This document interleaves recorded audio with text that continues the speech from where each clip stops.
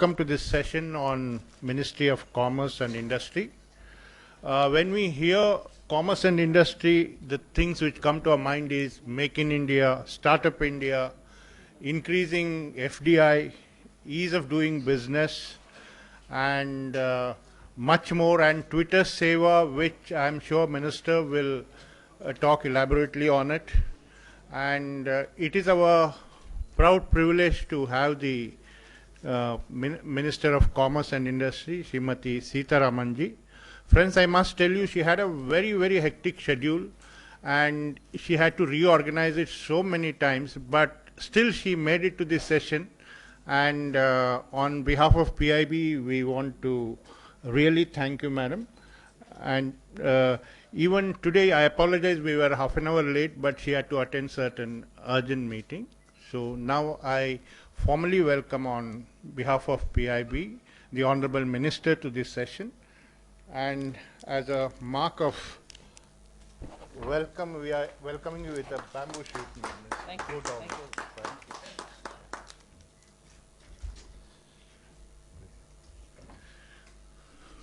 So, over to the Minister. She will. Yeah.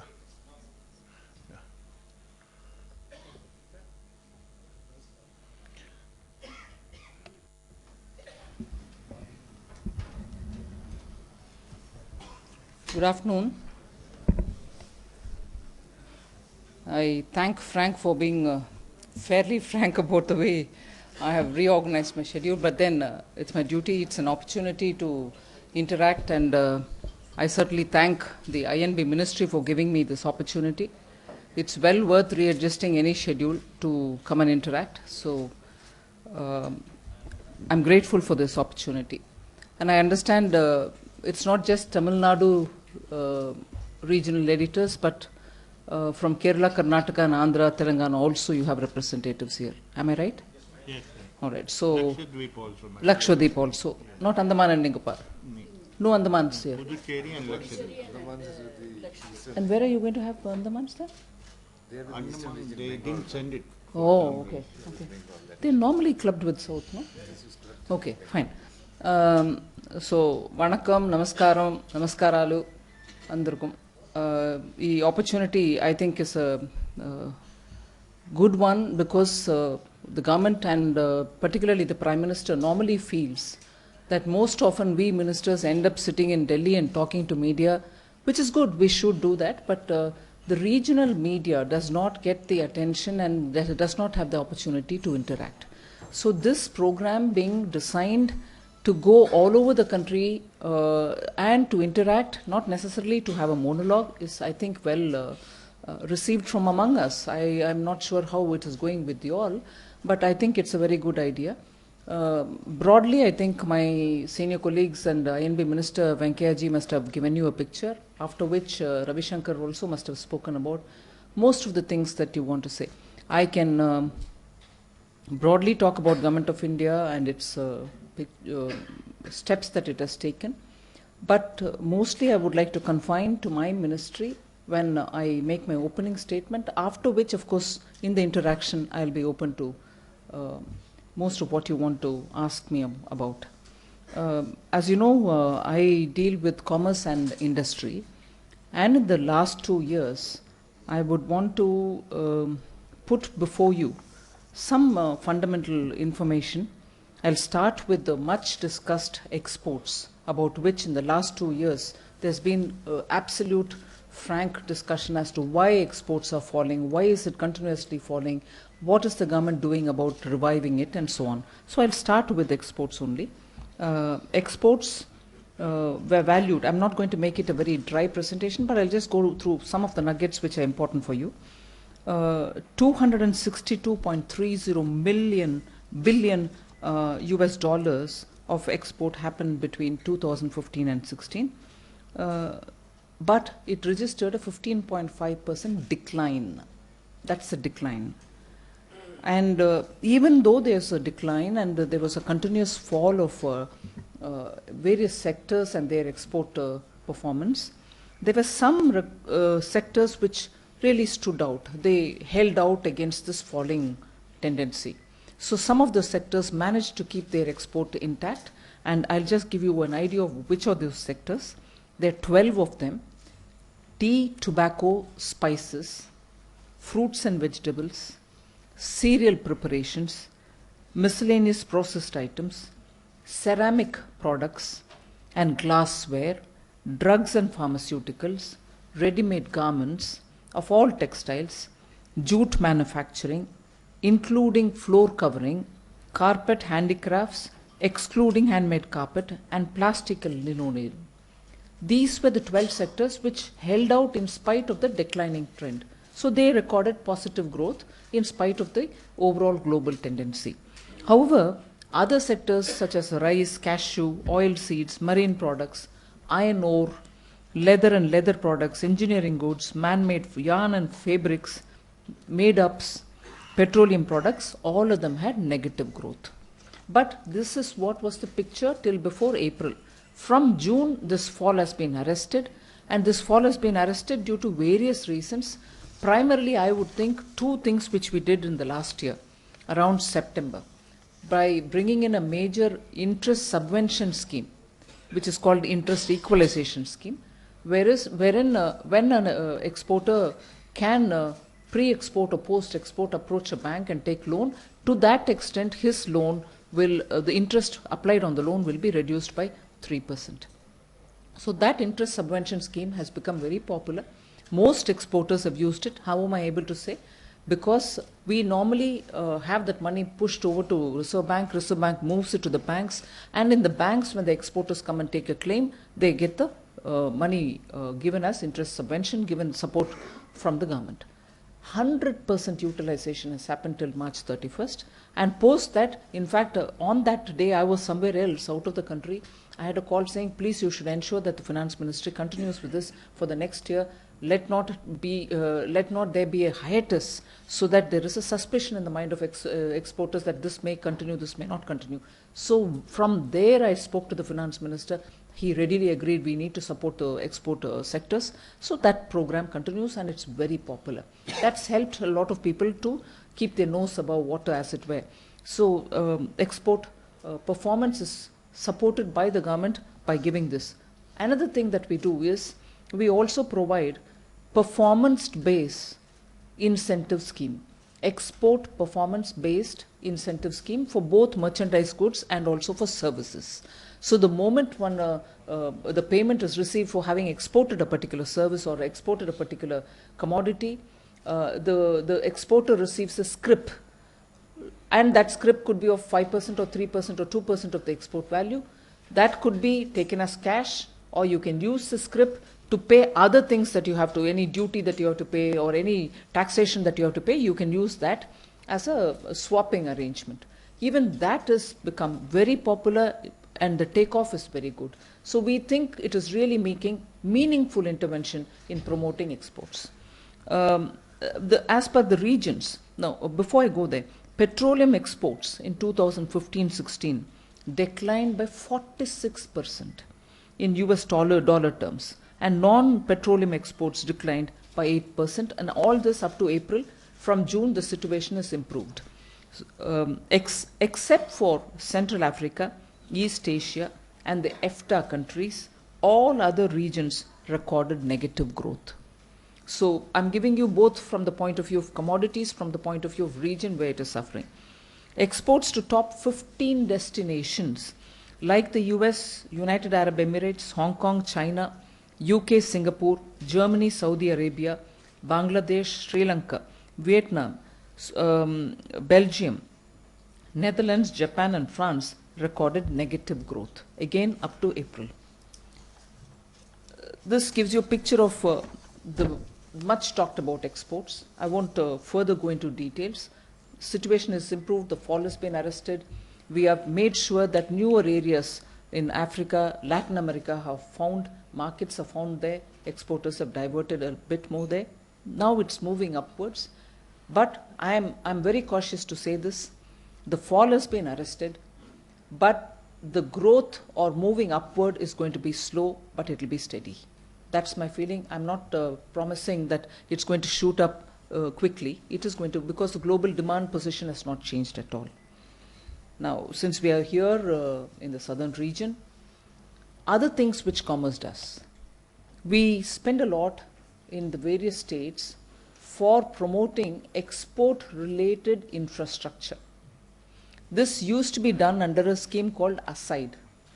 Now that ASIDE scheme, under the 14th Finance Commission's recommendation, has moved over to the states. That budget is no longer with the center. We are now, because states came back to say, no, it won't help us, you should still chip in for building export-related infrastructure, we are working out with some newer way of dealing with ASIDE. But projects under ASIDE, because I'm here in the south, I just want to highlight a few so that you know. In Tamil Nadu, under ASIDE, a common facility in Mail Visharam has been created, and this is at a total cost of 2,468 lakhs for implementing in the name of the Council for Leather Exports. Council for Leather Exports. So this is creating common facility, effluent treatment and things like that. Then you have near Vellore, a common effluent treatment plant, I think it is Ranipet, where we have set up 1,773 lakh worth of an upgradation of existing effluent treatments, common effluent treatment.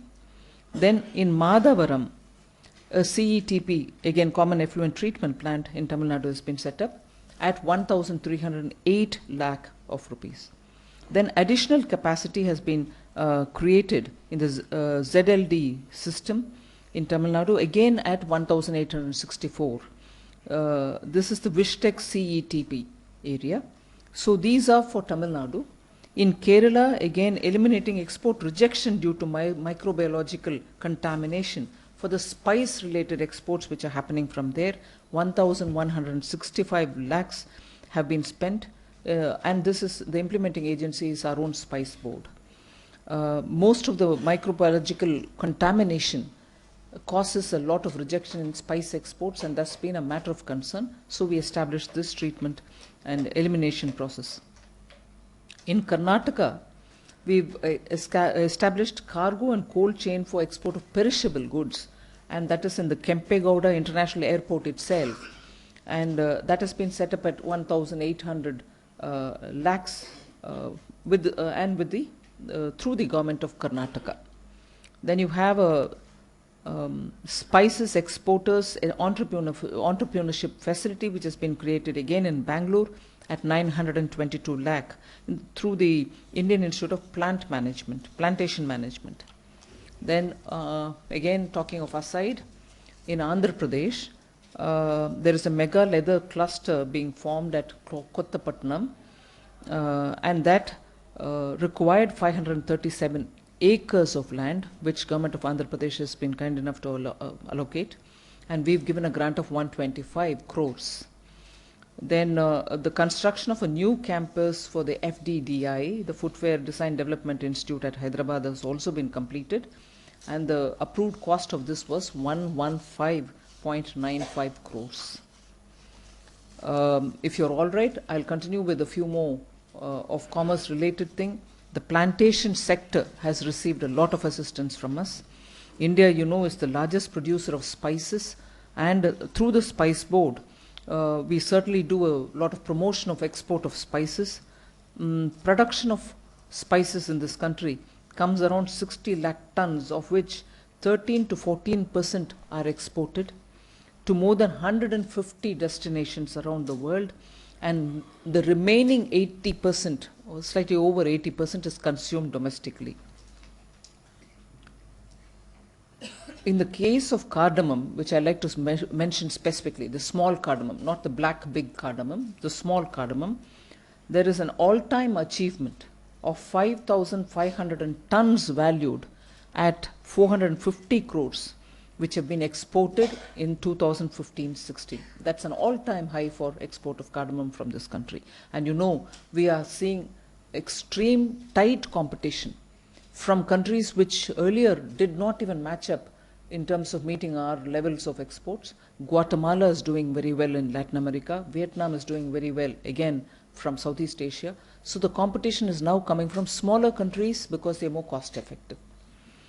Then I'd like to say this, the total we have aimed at, the total that we want to reach, our aim is to reach export of spices.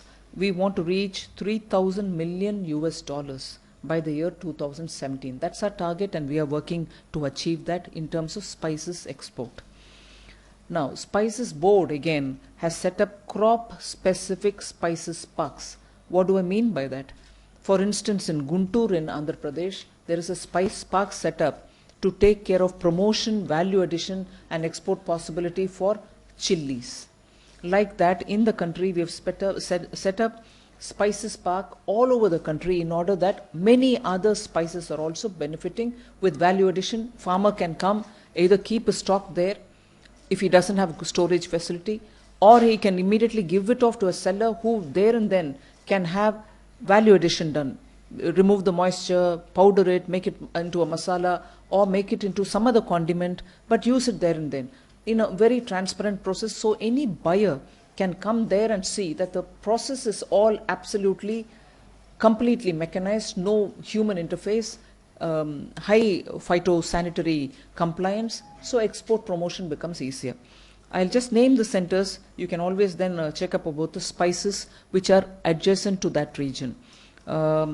Major spice parks have been set up in Puttadi, Kerala, Jodhpur in Rajasthan, Guna in Madhya Pradesh, Guntur in Andhra Pradesh, Shivaganga in Tamil Nadu, Kota in Rajasthan again, Raebareli in Uttar Pradesh. So these centers have spice parks.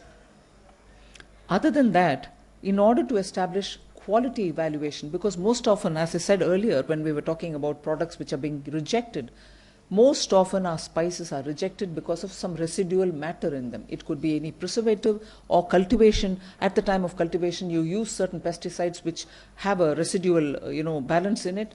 So most of them get rejected. So what we've done is to have a quality evaluation laboratory set up in most parts of these. Either they're close to the export areas or they're close to a major producing center.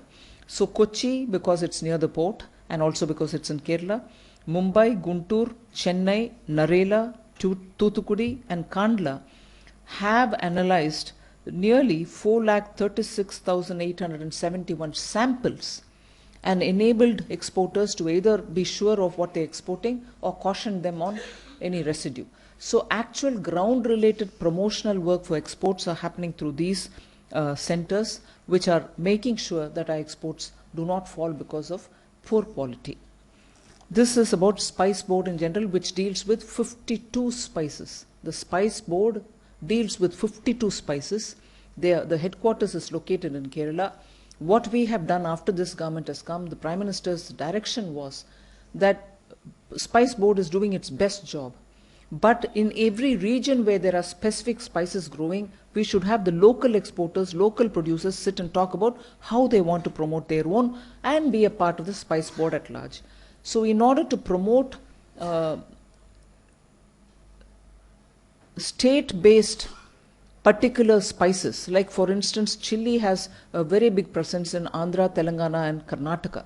So we made sure that in Baidagi, in very close to Haveri in Karnataka, a center is set up. These are called now spice development agencies, in which the state government also will have a role to play. Exporters, manufacturers of products which come out of it and farmers will all be part of this group, which will focus on that particular spice or any related spice which grows in that region, rather than leave it all in the hands of the Spice Board which is in Kerala.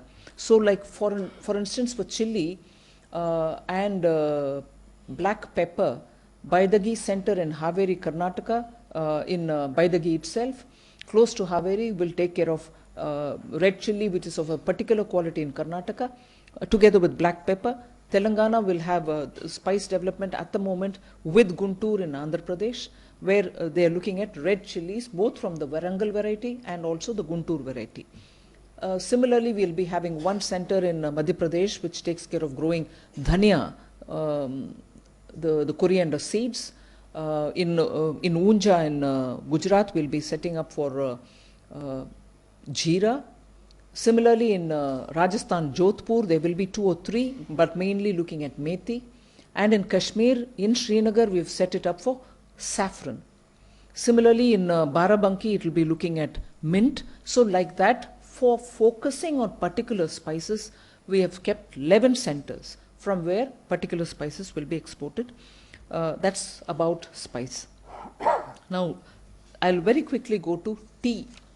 Annual tea production is about 1,233 million kgs, which is slightly over what was it earlier, and tea production has reached an all-time high.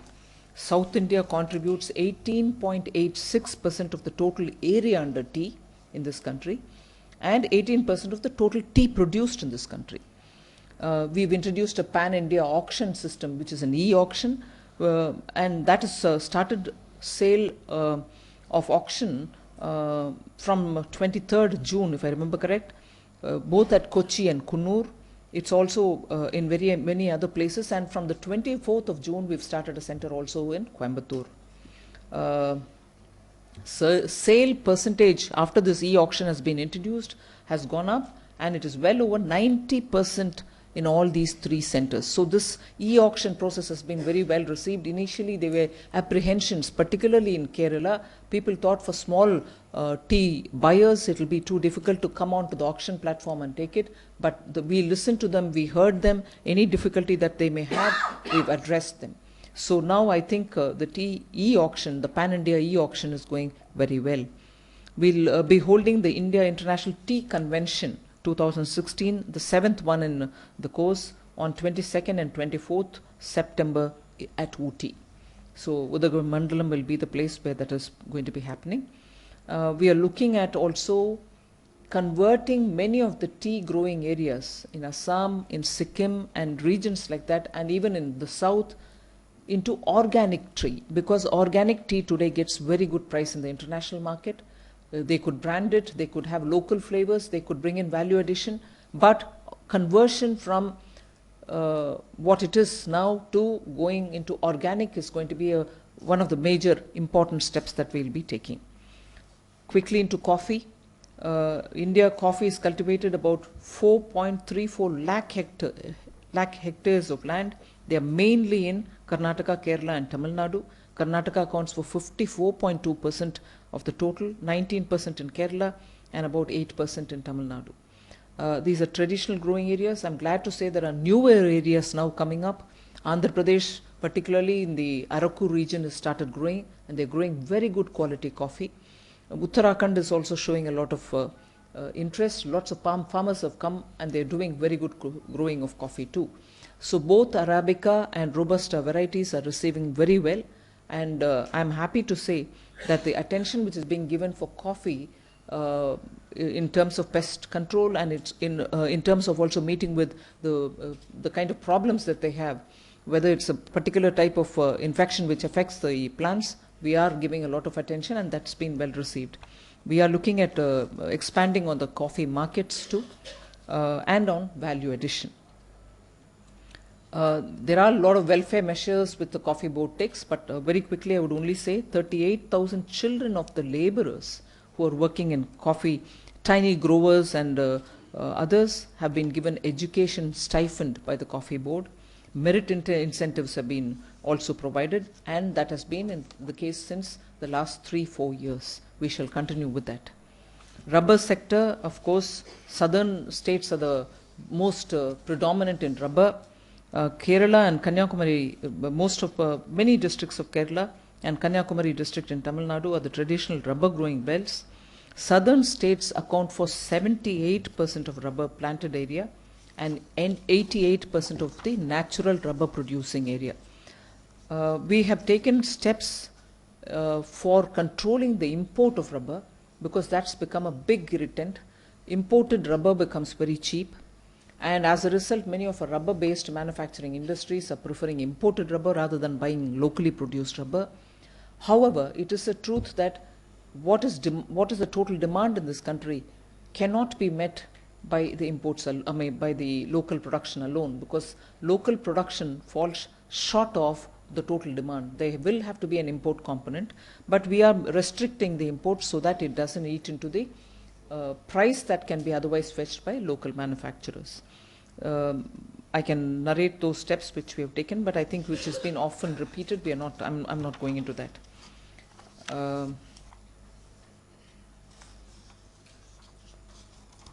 In general, I think broadly, at one stroke, if I have to finish off with commerce and get into industry, diversification of export product basket is one of the main areas in which we are engaging with the sectors to talk about what other products they are willing to put in the international market.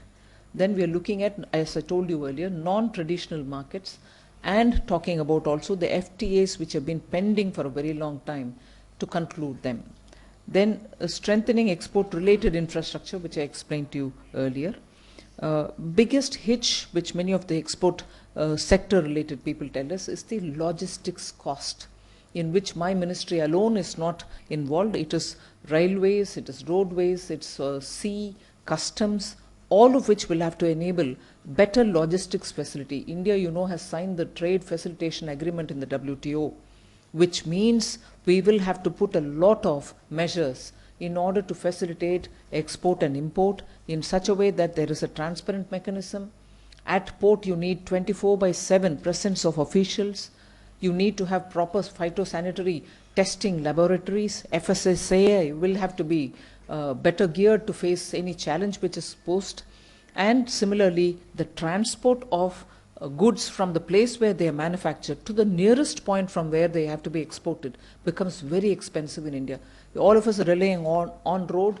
As a result, today, I'm glad to say the Prime Minister and Nitin Gadkari ji have both emphasized that we'll have to shift some of this to waterways, because once you take it through inland waterways, the cost is going to reduce by at least 60%.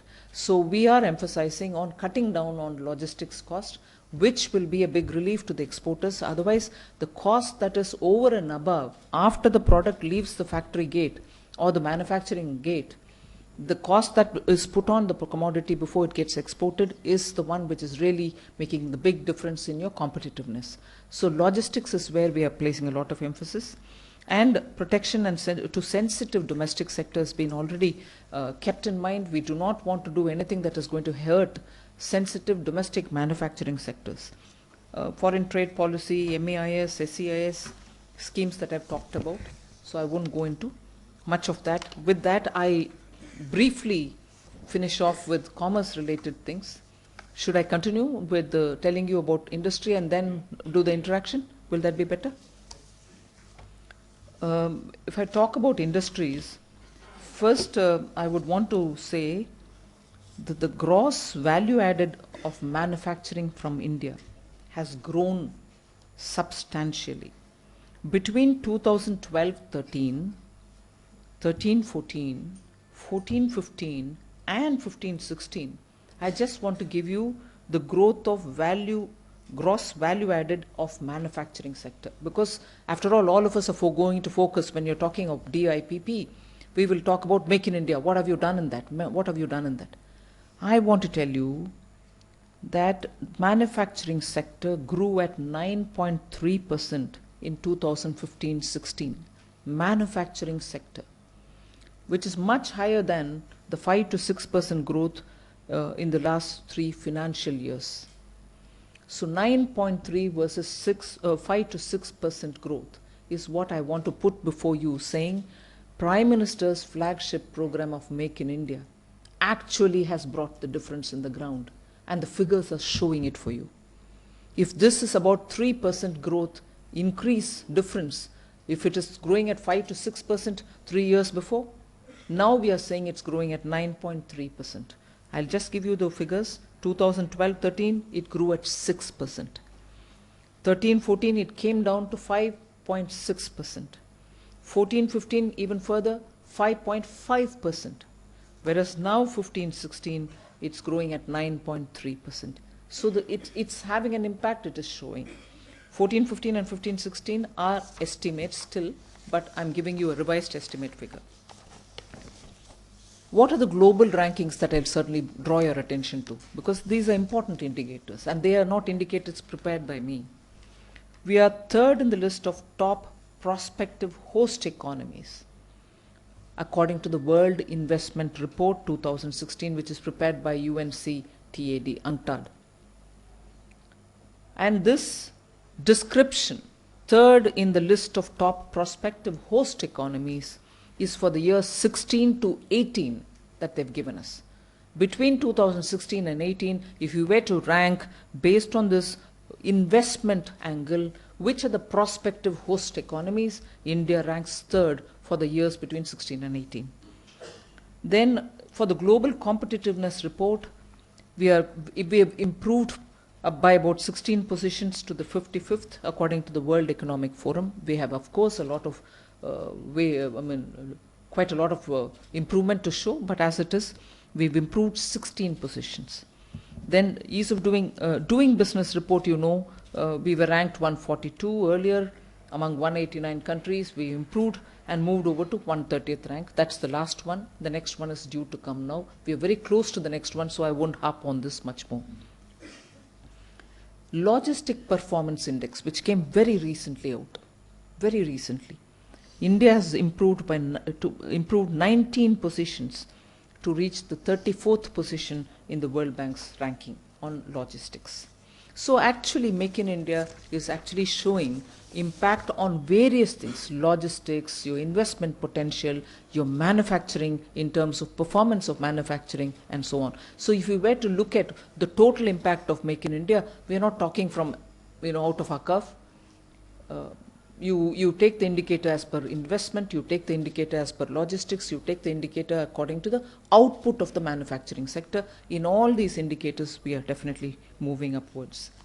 Make in India was launched in September 2014. Just I'll go back to what Make in India is all about. 25 thrust areas were clearly identified. We wanted in those areas drastic changes to be brought in so that investment is drawn. Those areas receive a lot of investment, and those areas would have, because of investment, production increase, and thereby be the centers from where jobs can be created. We've added 2 more to that list of 25, which was announced in September 2014, and they are medical devices and coal, and thereby the 25 thrust areas has now become 27. Then 116 short and medium term action plans have been announced for those sectors, and many of the state governments have also been engaged with us. At any point in time, you can go for the dashboard, which is giving you all the information. The DIPP dashboard on this would give you what is happening in each one of these sectors. The dashboard is a real-time indicator of what is happening in this. And that was launched in April 2016. Since then, the dashboard is available for anyone to use. Then action plans have been given to state governments. State ease of doing business ranking will have to come out sooner. Many of this, in fact, there's a healthy competition now. You have sometimes states calling us saying, why is my detail which was uploaded yesterday not assessed as yet? Because the uploading happens today, assessment simultaneously takes place, but they're also so keenly monitoring what's happening. I would have some state industries minister call me and say, I uploaded mine yesterday, but I don't see mine included in your assessment, because the assessment is also real-time reflected in the portal. So that is the extent to which states are alert today. All of them are very alert in one, uploading in time, and then watching us really doing the assessment. Is it a transparent process or not? It's absolutely transparent, that 24 hours everybody is monitoring it. And I'm glad to say that is the kind of spirit with which states are working on this. Then there is an investor facilitation cell, which is in my department. Any investor coming from any country, of course for this, you have a separate Japan Plus cell, a Korea Plus cell. UK has a separate acceleration cell. So any investor coming from any country is received from the airport itself, and then he's brought to wherever he wants to stay, discussed. If he wants to go to a particular state, he'll be taken there. He can do his recce, engage with the state governments until he goes back. Thus, Invest India cell in this department constantly handholds them and ensures that investment discussions are held purposefully, meaningfully, and so on, without wasting any time. Japan has its own sub-cell within the group, because Japanese investors have language-related issues. They are very clear that they want to do certain things, so we have facilitated that also. Japan, Korea have their own, UK has its own within the Invest India cell. Then as I told you, country-specific investment facilitation is happening. Then I'll go quickly over to ease of doing business. 20 services of the central government, 14 services of each of Andhra Pradesh and Orissa, 2 services of the National Capital Region, Delhi, are all integrated into our e-biz portal. That is a portal in which everything to do with what you get from the center and the state in order to have ease of doing business is all put there. So all this is already in the e-biz portal. We are encouraging states to join in so that their state can also at one go get an investor's idea of what is available from the state and the central. Industrial licensing has been completely simplified, validity extended. We are relying largely on self-certification and not sending inspectors to double check. Commercial courts have been established. A commercial division or a commercial appellate division in every high court is being established as of the 2015 Act, which was passed in the Parliament. The single window interface for facilitating trade, which is called SWIFT, was implemented. So 24/7 customs clearance facilities extended. Today I'm meeting with the customs people. They are here with me. There are still some issues of how logistics facilitation can be done, because it means commerce, it means DGFT, it also means the customs together with FSSAI, because that's important for setting standards, and other ministries will all have to be part of this 24/7 mechanism. So there can be a product coming into our ports. Suddenly you need to have to test something. You don't have the concerned FSSAI official. Who's going to do it? Or are you going to make that particular item wait for next 2 hours or next 2 days? No, we'll have to make it in such a way that somebody who's there is going to be given enough skill sets so that he can handle, draw the sample, send it out to the particular testing laboratory to prove that nothing harmful is coming into this country. So these activities are all happening through the single window clearance facilities, which are extended to 19 seaports already. And 17 air cargo complexes have this SWIFT already given to them. Then unified building bylaws with risk-based inspection regimes are being brought in so that people are not harassed when they are trying to build their, whatever office or residence. There is a unified Shram Suvidha portal which tells you about the labor required, requisites which are necessary for labor-related laws. EPFO and ESIC registration fully online now. Then SURFACE Act and Debt Recovery Tribunal Act, which was passed by the Ministry of Finance, has a great implication for me, so that if any business is going to be liquidated, they are caught in the trap, they're waiting for the courts to settle down. Some of them are in BIFR. You don't know how to close a business and get out. At least because of this, there is a clear pattern with which, with dignity intact, you can get out of business if you can't last there. Well, I've got a list of the states ranking on business, ease of business of last year's, but we have got closer to the new list coming, so there's no point in me reading last year's rank and scores. Sooner that will be reported. Very quickly on startup, we've done a lot of things on startup, and in doing the lot of things, we've had a regular contact with the startups themselves, whether they are from Bangalore or Hyderabad or Coimbatore or Chennai or Kochi, all of which are coming up. I'm talking about the southern region. Of course, we're talking about also those centers which are coming up as startup hubs in the north, making sure that what we are bringing as action plan or what we are bringing as benefits for startups really means something to them. So it's not as if we are sitting in Delhi and passing it on. We are also calling up. We are going. My secretary goes. I go and sit with the startups to make sure that they tell us actually if it has made a difference or not, or if there are hitches. Like for instance, they were not happy with the tax benefits being given just for those for 3 years. They wanted it for 5 years. They said by the time we make any money, it'll all be over. So even that has been actively considered by the FM. Similarly, why only those who are registered after April 2016? Why can't it be earlier? And so on. So at every point we are ensuring, at least I'm glad to say in startups, that we are constantly taking the input from the sector and reacting to it also, responding to their demands. Again, you know quite a few things, so I won't repeat. We have agreed for self-certification under 6 labor laws. So it's not as if they have to comply with each one of them. They can give a self-certification, labor, environment, 6 labor laws, 3 environment-related laws, and the Apprenticeship Act, all of which we are quite happy if they just self-certify. We won't send inspectors. Funding support, of course, 10,000 crores, corpus has been created, SIDBI is managing it. Credit guarantee fund has also been extended. There's just one single point of contact for anything to do with startup. That's a hub which has been created, so you don't have to run from pillar to post. Portal and mobile applications have been given. Legal support and fast-tracking patent examination at lower cost has been extended.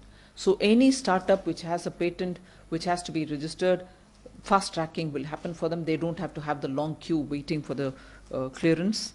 Free legal support is also being extended. And again, unfortunate situation of any startup not successfully remaining there because the failures are very high. We are allowing for a faster exit for startup if they want to shut one and get out and maybe think of doing something else. We are facilitating that as well so that they are not going to be hanging around there, not knowing what to do.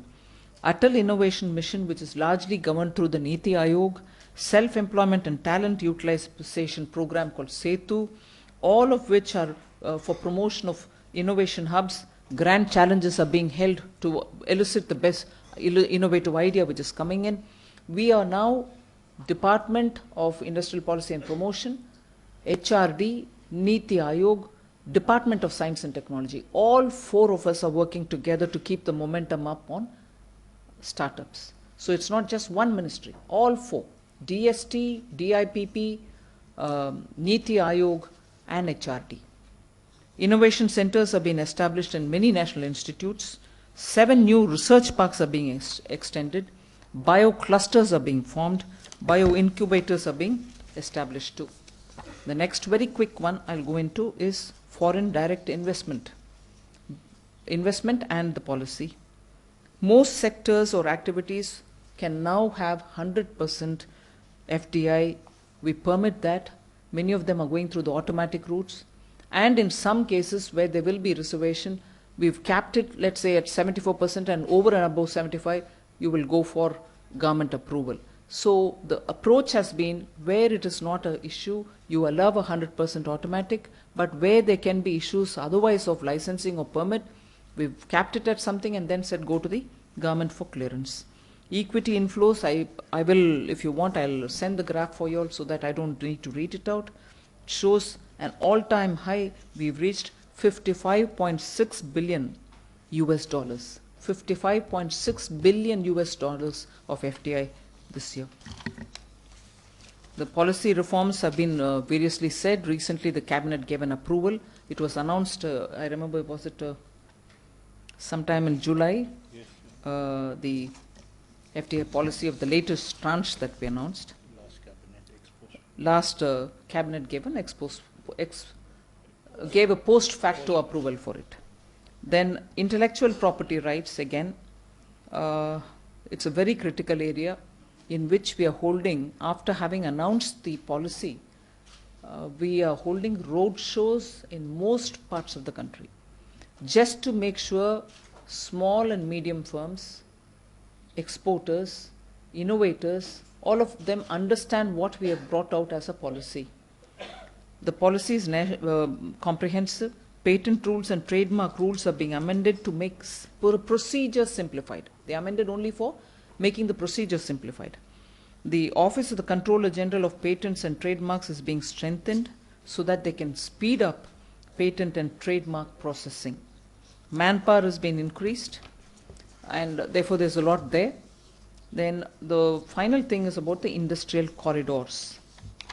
I had a nice PowerPoint ready, but of course I won't be able to show it here now, but I can pass this on.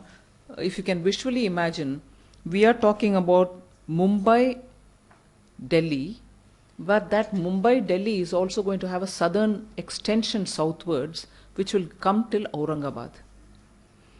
But both sides of the corridor, you're going to have industrial centers, depending on the local expertise, hubs which will be created. So if there is a tradition of iron and steel based industries there, that will be the focus. Further up, whatever, and so on. That entire corridor on either side will have traditional industries which have been there, traditional meaning industries which have been there for some time, also given more emphasis. We are also building skill development centers on both sides, so that adequate skilled manpower is available for those hubs which are getting importance. Now, as I said, it's the JNPT port is also going to be linked. Further down, Digi port near Aurangabad will also be benefited. So any ICDs, integrated checkposts, which will have to be container depots, which will have to be created, will all be linking to these ports. So that goes till Delhi. Then you have one further up from Amritsar, passing somewhat near Delhi and via nearly 7 to 8 states going till Kolkata. So that's the next one corridor. A third corridor from Kolkata downwards to Visakhapatnam. But actually work has started on Delhi, Mumbai, Amritsar, Kolkata, and the Kolkata downwards is actually starting from Visakhapatnam down to Chennai. There, of course, you have Krishnapatnam, Visakhapatnam, and the ports which are being developed. And from Visakhapatnam down, it was going to turn towards Bangalore and say Chennai, after Visakhapatnam to Chennai, it will take a western turn and say Bangalore to Chennai. Chennai to Bangalore it will go. What we have done, and I made an announcement, I remember when I came for the Global Investors Meet in Tamil Nadu, Chennai, to have this Visakhapatnam Chennai corridor extended till Thoothukudi. So the corridor will now extend and go down to Thoothukudi.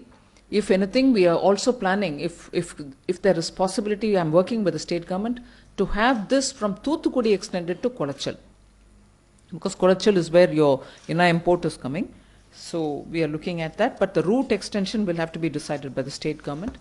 So all these corridors are going to be industrial corridors. You're going to have industrial hubs on either side. You're also looking at greenfield airports, where brownfield airports, we've made it a point, even Second World War time, if there was just a patch of a launching area, we'll take that up and improve it. So connectivity, inland waterways, seaways through the Sagarmala, and airports, together with the industrial hubs, we think will kickstart the economy in all these areas and have a ripple effect. Lastly, I'll just come over to the last few initiatives. Mega leather clusters being set up in Nellore district. National Institute of Design, which is also under my ministry. 4 of them being established, because National Institute of Design is an institute of national importance. It's an INI. It is in Ahmedabad. You have a very good satellite center in Bangalore. Now we are setting up in Haryana, Kurukshetra, Bhopal, Madhya Pradesh, Jorhat in Assam, Vijayawada, Andhra Pradesh, which will of course now get closer to Amravati, the capital, new capital. And so these are being set up. Academic sessions have started in Vijayawada and also in Kurukshetra. Then there is a very important thing which is called the Technology Acquisition and Development Fund. This is a very important fund for providing funding support for innovative, clean, green, energy efficient technologies. 18 proposals have been received on this. The Green Manufacturing Committee under the TADF is looking at screening it. And the last one, which I'll certainly draw your attention to, is the Logistic Data Services Project, which is being implemented by the DMIC, the Delhi Mumbai Industrial Corridor Development Corporation, and this will integrate information with various agencies. We were talking about logistics, here we're showing it in action. This will integrate information with various agencies across all supply chains to provide detailed real-time information in a single window. Is launched very recently in the JNPT port. So action is happening from various different sites. I've just given you a brief glimpse of all that is happening. With that, I think thank you. Thank you, Madam Minister. Let's now take questions. We have nearly 45 minutes. Huh? Is it okay, ma'am? Yeah. Then. So we will cover as many as possible. Let us start from here. Okay. Yeah. Briefly, ask questions. Yeah. I'm T.R. Jawahar from News Today. Thanks, Madam, at the outset for articulating one of the great grievances of all regional editors and newspapers.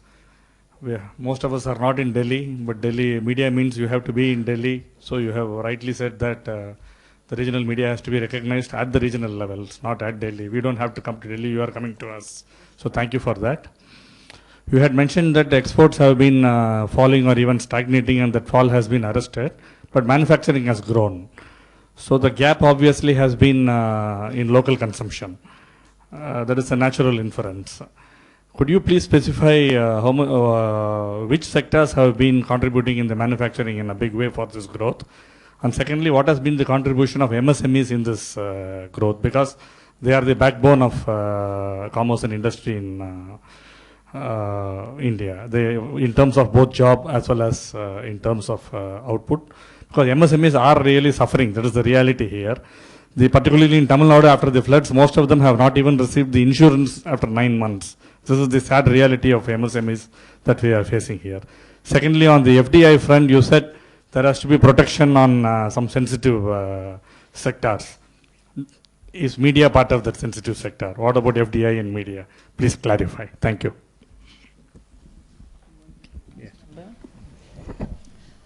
I must first admit that the data that you want broken down about, on the manufacturing. Manufacturing has grown, but where do you want it? I have not got it disintegrated, so I can get the data and pass it on to you. I very quickly prepared only for giving you the projections. So I'll get you the breakdown. FDI in media, well, I have nothing to say here, so there's nothing happening. So you can, to that extent, be sure that I have not moved anything from my side. As regards the contribution of small and medium enterprises, there's just no doubt. They contribute, I can say from my export data, 40% of all my exports go from small and medium enterprises. So there's no way in which I can undermine or even say that it's all right, so what? No. We seriously look at the contribution of SMEs. In fact, that's one of the reasons we are very clearly also, one thing I've not mentioned is we've given this fund which is now effectively moved from our ministry, will be moving to the Ministry of Small and Medium Industries, is we've proposed that, we've allocated money also, proposed that if small and medium industries have some technologies either which they want to buy or which they have for even patenting or commercial transactions to be made after the conversion, we are willing to fund them. So there are ever so many steps which are being taken in order that the SMEs feel that they're getting adequate support from the government.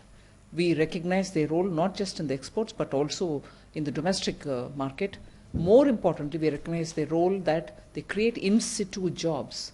It's not as if a huge investment is made in one place, everybody goes there and gets a job. SMEs create jobs wherever they are. And that is that's across the board all over the country. So there's never ever an overstatement on SMEs. We do recognize their importance. And that is why many of the steps which are being taken by the Prime Minister very clearly underlines the fact what is it that we're doing for job creation, what is it that we're doing for SMEs. So, yeah, please give it. One question per head, friend, so that your other friends also get an opportunity. Okay. If we have time, then we will come back to you. Yeah. I am Saji Surya, DPR Daily from Kerala. One problem affecting the entire economy of Kerala is the falling the price of natural rubber. For some estimates says that farmers are losing around 10,000 crore rupees per annum. For Commerce Ministry, rubber is a commercial product. But for the farmers of the Kerala, rubber is a agricultural product. So, do the government have any plan to get an adequate fair price for the farmers of the rubber farmers?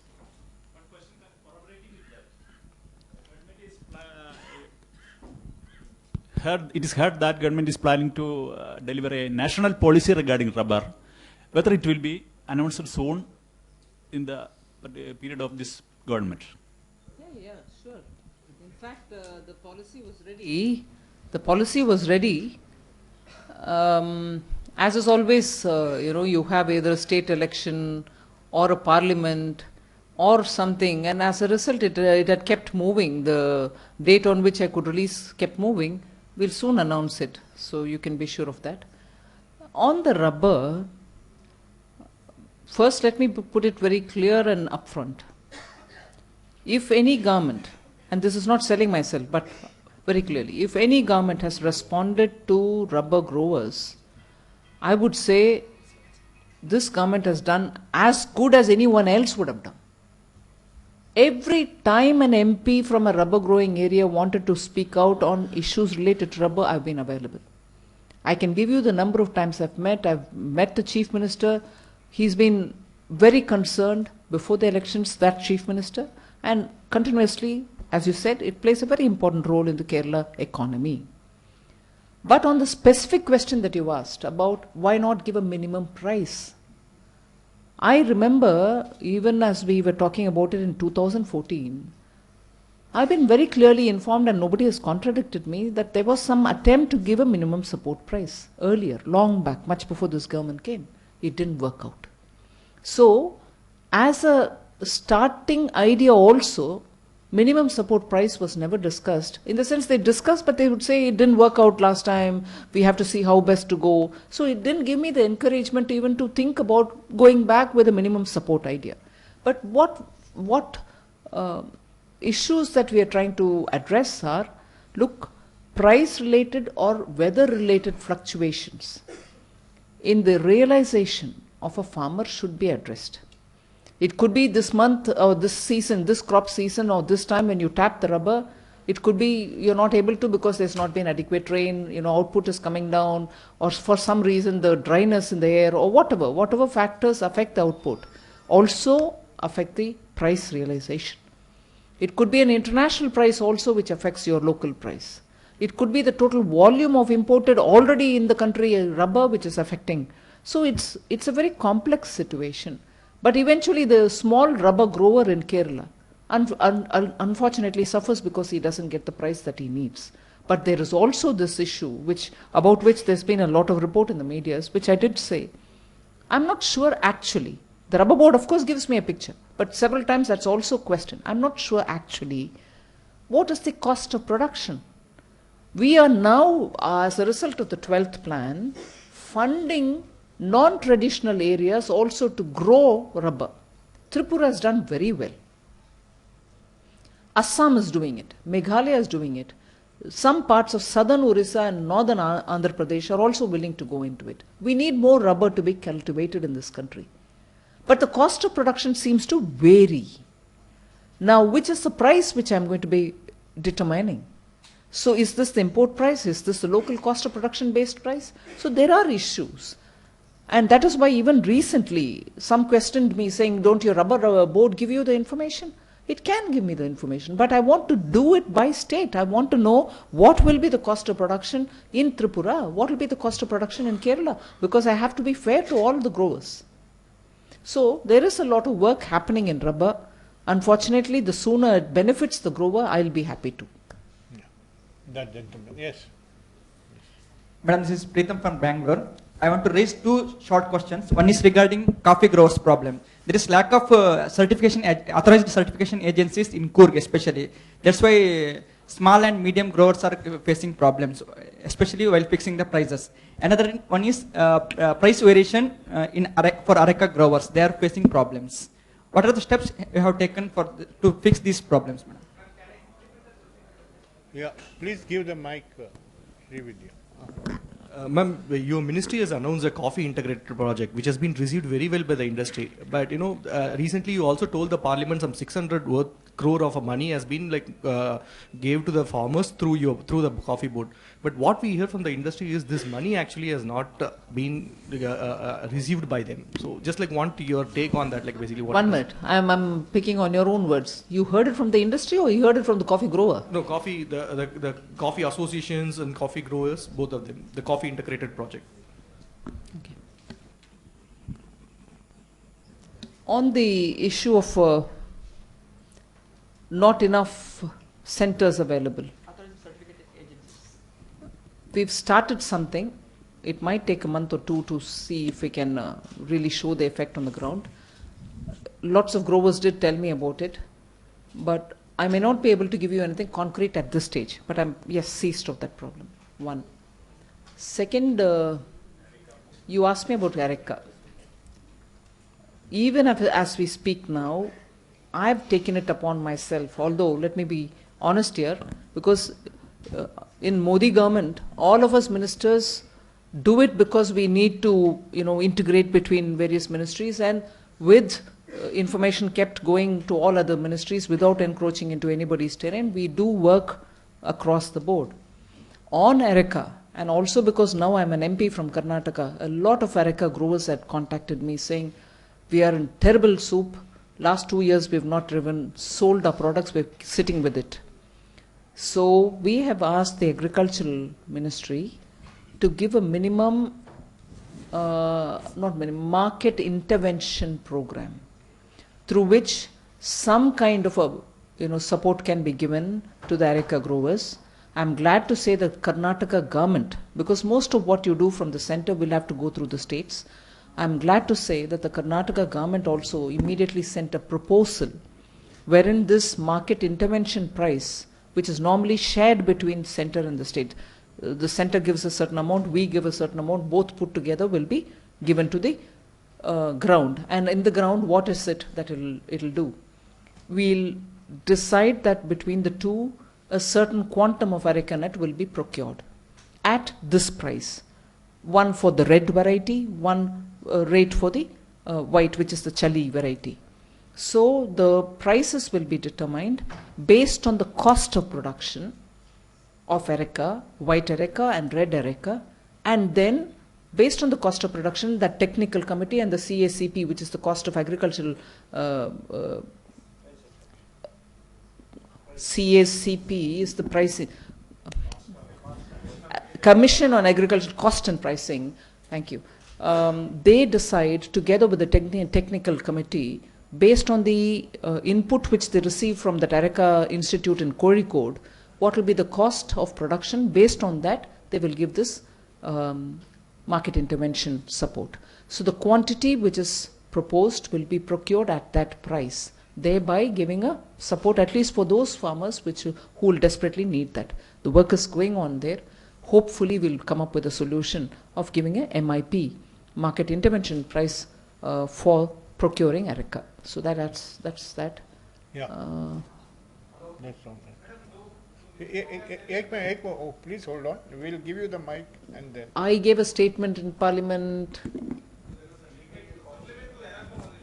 No, 1 minute. I'll just come.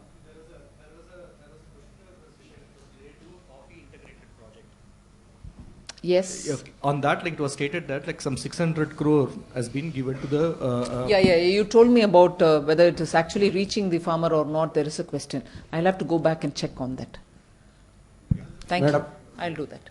Madam, I am Rajesh from Kerala Gomadi, Kerala. Just 1 minute. 1 minute. You had a question also on Areca. What is it? So, Ministry has any plan to regulate low quality of Areca, import of low quality of Areca from Sri Lanka and Bangladesh and Malaysia also? On this, I think I've already given a statement that the Areca Growers Association, Camco or somebody, met me and they were worried that a lot of Areca, because with our neighborhood countries, SAFTA agreement prevails and Areca can come into this country without any duty. Using this, a lot of Areca is coming from Nepal, Bangladesh and Sri Lanka. The first time they told me in 2014, I was surprised because Nepal doesn't even grow Areca. So obviously there's a clear misuse. I had met the finance minister and told that the customs field formations will have to be more alerted to this, because from commerce and through customs, we can establish by invoking the rules of origin. Where is this product coming from? Is it coming from Nepal itself, or is it coming from some other country into Nepal and then getting into India? And if it is coming like that, is there any value addition done in Nepal? Then it can come from Nepal. But without value addition, if it is just benefiting the absence of any duty, import duty, and therefore it can come in, and if it's coming from, I don't know, some other countries which grow, whether you've named some of them, then there is an issue. So we raised this and instructed all the field formations to be sure that Nepal can't be sending Areca to India. Bangladesh can send only a certain quantity because what they produce also gets consumed in their country, and over and above that, things get in. There is a understanding of how much can come from Bangladesh or Sri Lanka. We've done that. And I'll finally add, when the Sri Lankan minister had come for a meeting, I clearly raised this matter and I said, please, Sri Lanka will have to ensure that poor quality and Areca, which is not Sri Lankan of origin, cannot come into India unless, of course, there is a value addition done. So he has received the message that I've given, and I was assured that they'll put in some kind of an action so that these things don't happen from Sri Lanka. Madam, you have said that in Kerala, due to microbiological contamination, spice export affected in terms of 1165 lakhs. Not just in Kerala, any spice export from Do you India. have any plans to support the producers to overcome this crisis? Another question, you have said that you are planning to start another spice park in Kerala, that is Puttadi. Please specifically spell the place where you are going to start that. Puttadi or Puttadi? Oh my God. Excuse me. I will get you the data, but I don't think I'm that qualified to give it. All right. Idiki district, as much as I know. Both the Puttadis are in Idiki. I'm asking you. I don't know. I don't belong to that. That's state. okay. Yeah. I know it is in Idiki, so whichever it is in Idiki. I will get you the information, but at the moment I know it is in Idiki district that we are setting it up. And I'm not mentioning that this residue is only for spices which are being exported from Kerala. No. This is about spices which are exported from India. Okay. So please be clear. It is not. I'm not saying that only spices which are getting exported only from Kerala. No. All spices do suffer from this, and we are trying to address it. Yeah. Yes. No. In addition to Arak, what it was last year, it was from 75,000 per quintal has come down to 20,000. In addition to that, what they are telling, and it is a very precarious from Karnataka, particularly. Areca. It wasn't 75,000. Araknite. I was 75,000 earlier. It was before 2 years. Now it comes down to 20,000. Yes, you can check 75,000, sir. Yes, it was 55. there. It was there. What? It was there. Yes, it was there. 75,000 per quintal. Which year was it? It is from Karnataka. It is Which year? before last year. 75,000. 2011 and 12 and from sometime in 13 also. And in addition to so of course, in addition to the Arak, copra from Karnataka it is North India, it is for eatable and it is very tasty, and also earlier it was 18,000 rupees per quintal. It has come down to 8,000 now. Before last year, Karnataka government has given supporting fire for the cobra about 12 to 13,000 rupees, and there is no procure from the Karnataka government. And it is selling, it is at most least of 8,000 rupees per quintal. But the government of Karnataka is telling supporting price should be given from the central government. Central government is not hearing the cries of our farmers. That is one point. Secondly, that I coming to GST, that some small states and big states, an ambiguity of the percentage of GST that putting on them. And for that, is that any impact on the production and that they are selling on something? Is there any impact? For the 2 points, please.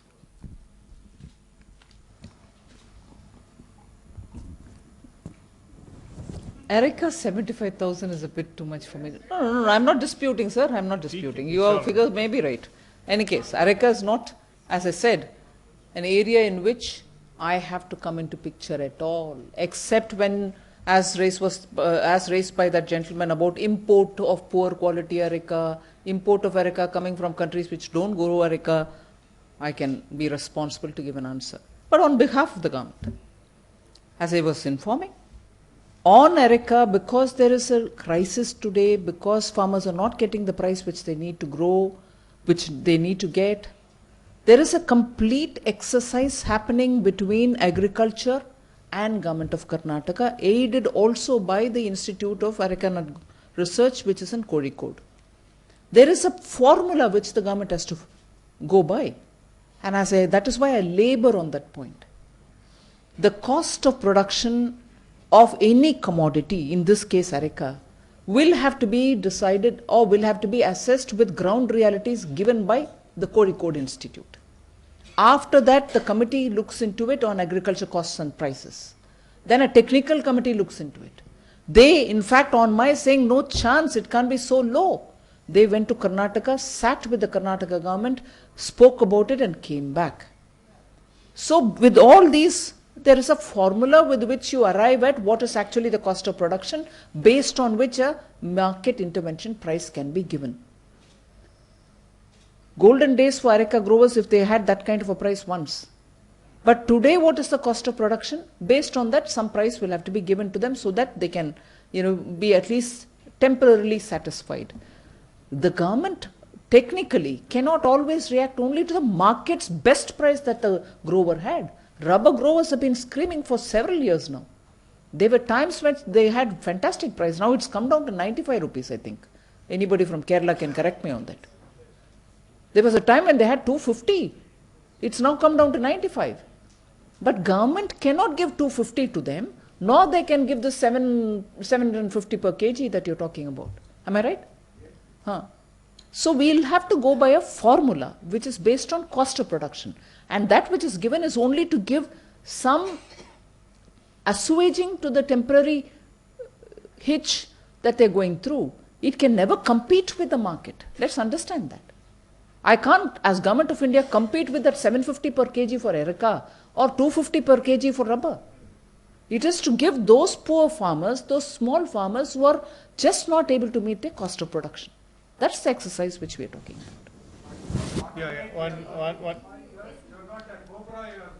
about. Sorry, that's a question.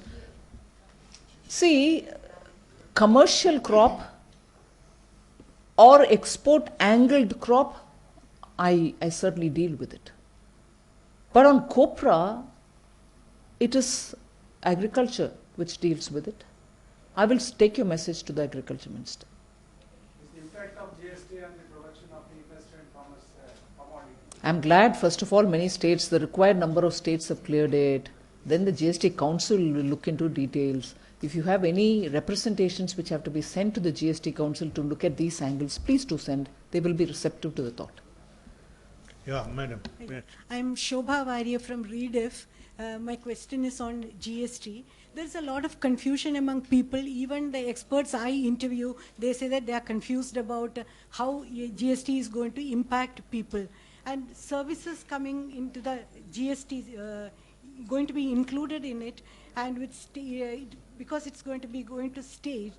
And will it affect the common people? Will we have to pay more now? For example, they say that for a SUV, the price may come down. On the other hand, the mobile bill may go up. So is it really going to impact the common people? And is the government going to tell people how exactly GST is going to affect us? Absolutely. See, the process through which this whole thing is, it's a major exercise. It's a major exercise which is going to affect not just the central and state governments, but also the everyday life of everybody. Because till now, this country has got used to being, services being taxed by the center, goods being taxed by the states, and then there is a way of sharing this income which is earned. Now, because of GST, the first advantage that you get is that the entire country is going to become one market. So anyone wants to sell anything can move from one area to another without any obstructions, clearly not paying tax at every stage, but the tax will be on the end consumer only. That is why it is called a consumption-based tax. As a result, any overlaps that you have, tax on tax that you may have to pay, all that is going to be eliminated. So to that extent, the simple understanding is you are not going to be paying too much more than what you should actually be paying. So that's the first explanation, to say unreasonable payments that all of us have really imbibed into our system is no longer going to happen, because it's all at one point, at the last point. That is why many states which were manufacturing states had a problem saying we won't have a benefit, which the finance minister has sat with them and sorted out by giving them compensation other than the compensation which states are going to receive.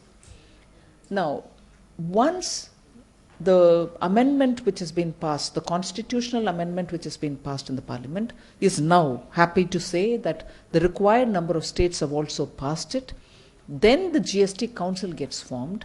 The council will go into the details of how this is going to be and how are the rates going to be fixed. Although, of course, much before going for the constitutional amendment, a sketch is already prepared, but it is a prerogative of the council now to look into the details. And at that stage, even the stakeholders are going to be able to meet with the council and say, look, we have an anxiety on this. We have a concern on this, like the gentleman there raised the point. So every sector is also saying, look, we have a problem. We think we are going to be taxed heavily. Will you now explain it to us? So that kind of an interaction is also being allowed with the council, which will determine the rate. Then the GST bill comes into the parliament.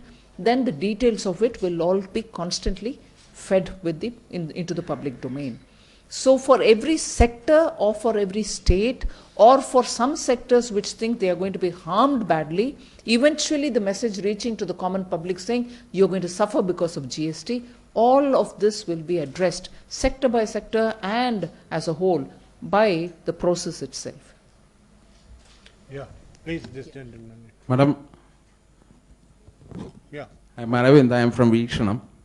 As you said that you will announce a national rubber policy soon.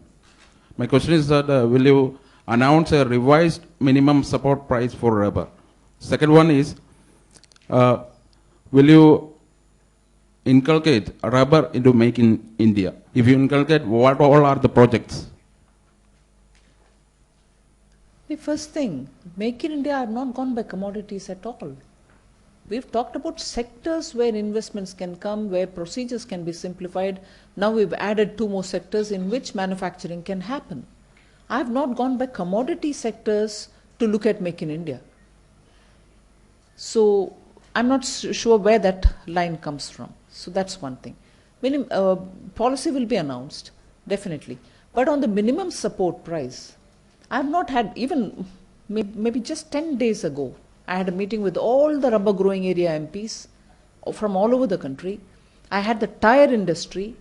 I had other interest holders of rubber producing sectors.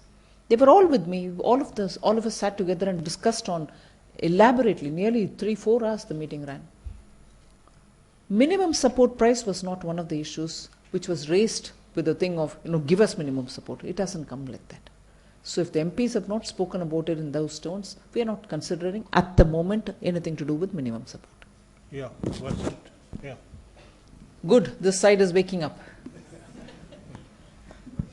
Hello. Madam, 2 quick questions. One is... You want to introduce yourself, please? I am Vasant Nalge from Vijay Karnataka. It's a Times Group publication. Is there a proposal before the government to bring coffee and spice under the ambit of GST? Number 2, there is a talk of stopping or reducing completely the cultivation of tobacco. So without offering equally profitable alternative crop, is it feasible or possible? First, answer your tobacco related issue. I don't know where this talk is coming from, not from us, of stopping growing of tobacco. You're right in saying unless there is an alternative crop given, and such an alternative crop which can give as much or more earnings for the farmers, there's no point in talking about it, and we are not talking about removal. We are not talking about stopping the growth of tobacco. Although, although, just 1 minute, I'll finish that and you can ask the supplement. Although, we have made a commitment to the WHO, World Health Organization, that India will definitely make sure that we shall not encourage the growth of tobacco. We are not encouraging the growth. But at the same time, we can't say all farmers growing tobacco, just stop it, you will not grow anymore. We can't. And therefore, we are making sure that tobacco, at least the FCV which is with me, the tobacco board does not deal with non-FCV tobacco. And FCV tobacco constitutes less than 30% of the total tobacco grown in this country. To that extent, what we are ensuring is the tobacco which is grown does not get increased in acreage. Those who are growing can keep growing, but we don't want to add any acreage to it. But those who are growing should get fair price. Those who are growing should also access international markets. So the auction platform through the Tobacco Board is now open for international bidders also. So we'd ensure the tobacco goes out of this country. And that is why even in FDI, when the discussion came, we have not supported FDI for tobacco-related products. So that this tobacco doesn't become, into making into cheroot or cigarettes or whatever. We're not encouraging that. So we are conscious, but at the same time, we don't want to remove the, stop cultivating it without giving him an alternative. But you asked one more thing also. GST. On the GST, I'm not at this stage going to elaborate much more as to which one will come in, which will not, which is going to give any impact. Now, of course, the council will soon be formed. Every question will have to be emanating from them. Yeah, supplement on. Madam, there is a affidavit. My name is Nanjundegowda. I'm working for Prajavani, Bangalore. See, there is a affidavit before Supreme Court from Ministry of Health asking for banning of tobacco and other products, relating products. You have any information on that? What's your question? No. There is a this thing apprehension of farmers, tobacco growing farmers. There is a affidavit before the Supreme Court. All right. See, you have any information on that? Please enlighten. No. What is the question? Were you asking me if I have any information on the affidavit, or you have any question related to it? There is an affidavit. You have any information on that? No. Yeah, please give it to me. Yeah. Madam, I'm Sajan from Financial Express. Here, the Intellectual Property Appellate Board has been headless since May 14, putting almost thousands of cases in limbo. And when do we expect chairman in place and a technical member? What are the bottlenecks in finding a suitable replacement of Justice Basha? I won't say bottleneck, but of course there is a process. We are going through it. I'm conscious that it is lying vacant. We'll fill it up at the earliest. Yeah, please give it to me. Madam, I am Jain from Deshabhimani, Kerala. 2 years back, the Union government announced 17 mega food parks to be established. One is in Palakkad, Kerala, but nothing happened there. What is the present status of that announced park? I'll straight ring up Harsimrat Kaur. I don't have an information. I don't have a ready information on it. I will certainly find out, because she's been very keen on finishing those unfinished but announced projects. But regarding that and also about Tumkur, I need to find information. I'll let you know. Can we make this the last question? Some of them are beckoning hunger pangs.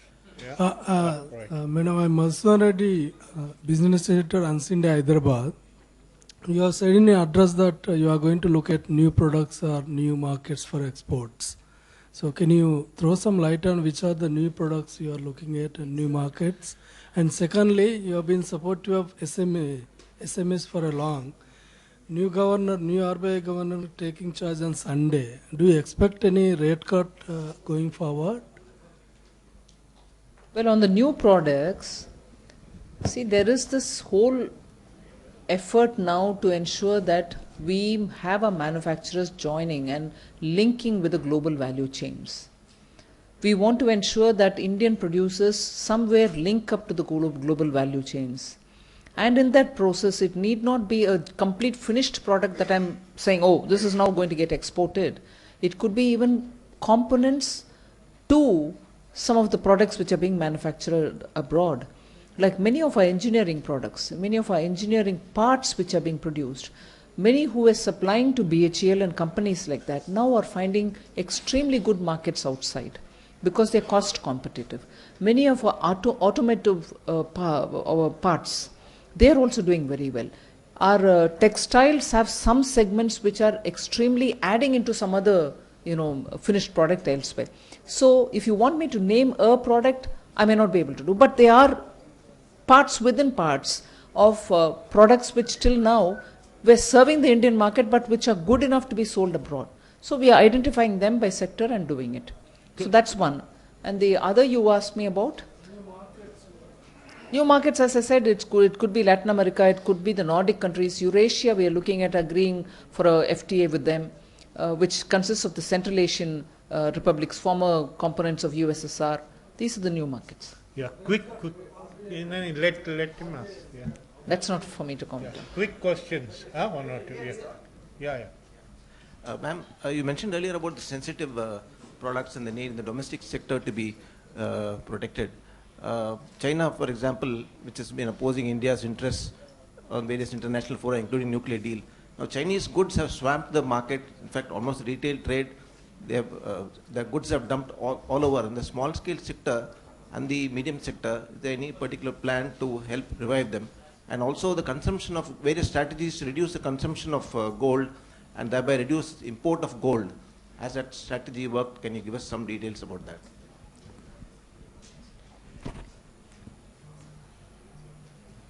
On containing Chinese imports,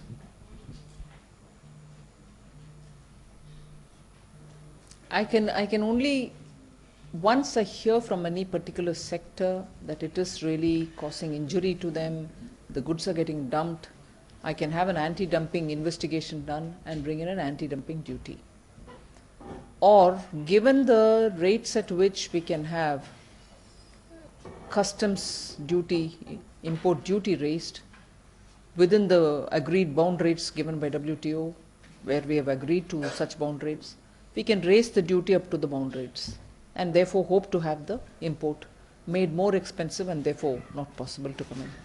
But largely I think imports are also based on the local demand. If imports are happening because there is a demand for it which is going without being met by the local producers, that's the kind of import I can only look at from the point of view of, are they imports of certain quality? If they are substandard imports, and if established standards are prevalent in this country, I can show that as a, this is the standard at which we would like to import. If it is inferior to that, we shall not. Then I can say. So the way in which I can stop imports which are coming from China are these. And within this, I'm willing to work with the sector which feels the injury is happening. Briefly, really the last line, please hold on.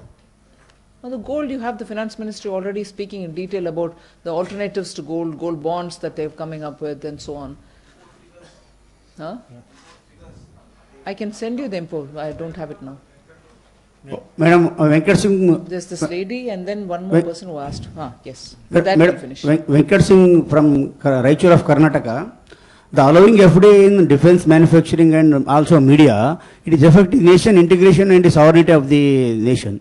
Because of media is only allowing 19A, you are allowing to the freedom of press expression. But foreigners come to invest in media sector, how it is allowing? We have not opened up for FDI and media. Well, that's for the carriage services, sir. That's completely different from opening it for content news providers. That's not this. FDI in media is not FDI in media as you think. It's for the carriage provide. The carriages that we are talking about, that's a technical component. It is nothing. And in fact, we do not allow for the content producers. Yeah, Madam Ma'am.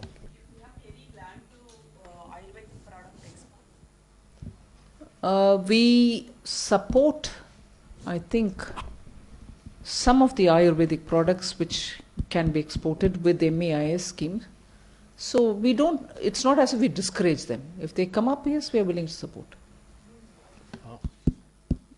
Before my question, I want to convey our thanks on behalf of all my colleagues here to you, your other colleagues, ministers, to Frank and his wonderful team to have organized this for the first time in Chennai. We want first to thank on behalf of all of us. My one comment, from the media, we have a serious problem. Every commodity, most of the commodities are in ROGL, except newsprint.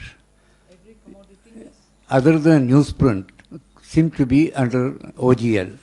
It is a pain in the neck for small papers like us to deal with Delhi RNI. It takes almost 10 months, 11 months going back and forth to get a simple certificate for registration which entitles us to import. I'll send you a note on this. Kindly see whether you can relieve us from this pain of dealing with RNI. Because they don't have enough staff, they don't even open the bundle, repeatedly ask for resubmission of this. It's a pain for small papers like ours. The question I want to conclude, you mentioned about exports. Look at the huge increase, depreciation in the value of the rupee. Many exporters who have been having a good time in this area and a good clientele are minting money from the depreciation of the rupee from about 48 rupees to 66 rupees. You were thinking of incentives, you are not doing anything about controlling this. Is it not harming us? Yeah, it's a very important question, but there's also this section which feels that rupee has to be strong. Yeah. And if rupee is strong, strictly from commerce's point of view, my exports will suffer. So, it is a careful balance that has to be maintained about the value of rupee. I am sure there are experts who are looking at it from that point of view. At the same time, making sure that the exports are not going to suffer. But of course, it's only a partly monitored, partly controlled situation. India doesn't. I agree. That's a point. That is a concern which all of us have, because we'll have to carefully balance without, of course, looking as before in controlling everything to do with the rupee. So it has to be a careful balance. Madam, I'll just seek your indulgence for just 5 minutes. This is the concluding session of the conference. Mr. Vasant will take 2 to 3 minutes just to give a brief feedback on how this 1.5 day press regional editors conference has been. Yeah.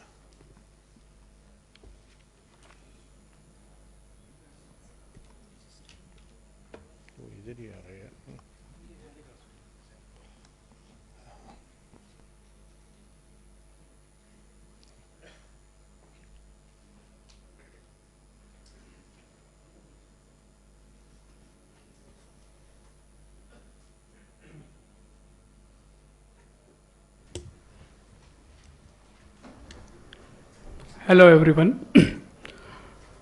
On the outset, I thank PIB Delhi as well as Chennai for giving this opportunity for me to speak a few words on behalf of my fellow delegates.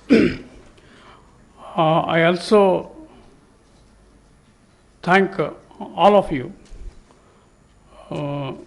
PIB, Mr. Frank, Rona, Joshiji, Muthukumar, and all the officials for providing us an opportunity to come here, participate in the South Editors Conference. This two-day conference was very well organized, to say the least. The officials here are very helpful and cooperative on all aspects. These kind of conferences provide an excellent opportunity to meet our media friends from across southern states. Besides, it gives us a chance to get more information, insight into the functioning of various ministries. But having said this, I have also attended some 3-4 years back in Delhi Economic Editors Conference. So these two, according to these experiences, I must tell some of my experiences regarding these kind of conferences. I have a feeling that the programs, or rather the sessions, are very tightly packed, so that the time available for question is very less. That is my feeling. I think that is the feeling of all of you also. It would be better if the number of sessions are less, so that it will give us more scope, as I told earlier, so that we can discuss in detail. I also feel that since it's a regional editors conference,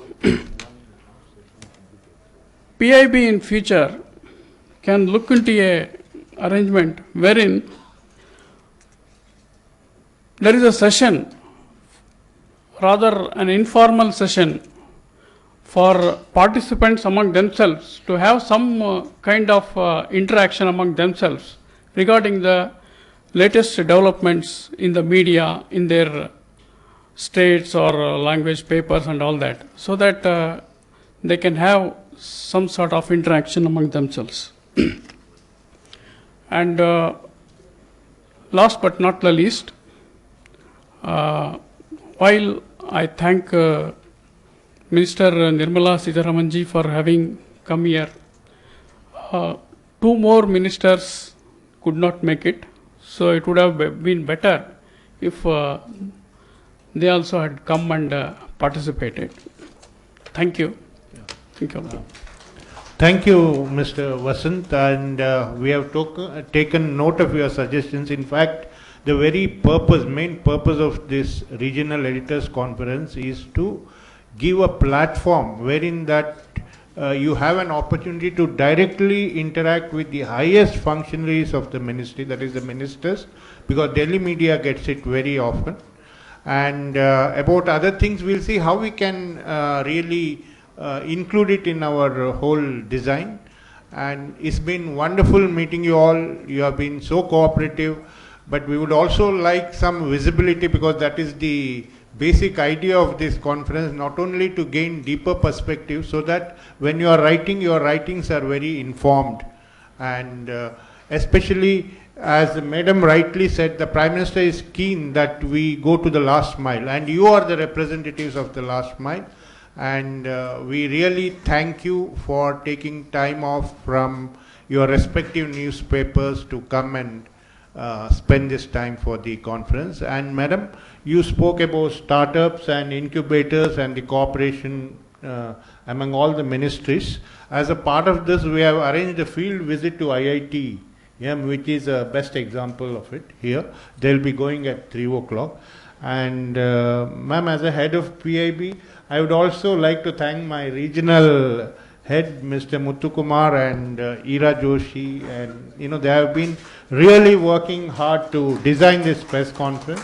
And all our colleagues from PIB, Mr. Rao is sitting here, Mr. Vidyabhushan, and all of them really work almost 24 hours just to put this, because we are a small staff. But the demands that we need to meet are very large, but in spite of that, we have been able to meet this. And Madam, above all, thank you so much for your time, energy and effort to come and address this session. And I'm sure that you will appreciate that when we organize future also, you will be able to. Thank you, Fred. And you'll have lunch?